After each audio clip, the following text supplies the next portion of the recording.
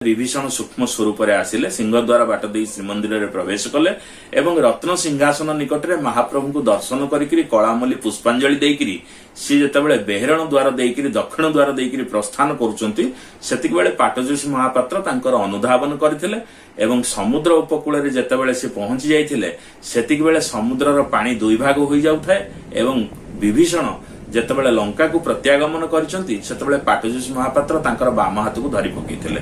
जेतेबेले धरिथिले विभीषण सेतेबेले बुली पडिकरी महाप्रभुंकर पाटजोशी महापात्र को राजा विभीषणकर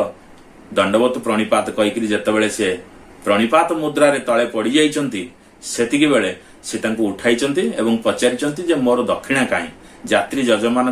दक्षिणा प्राप्ति आशा करिथांती सेवक माने सेतिके बेले विभीषण तांकर बाम हस्तरु कंकण सुवर्ण निर्मित कंकणटी को पाटजोशी महापात्रଙ୍କ हाथ रे देइथिले एवं से कंकण अद्यावधि मध्य हरचंडी साई रे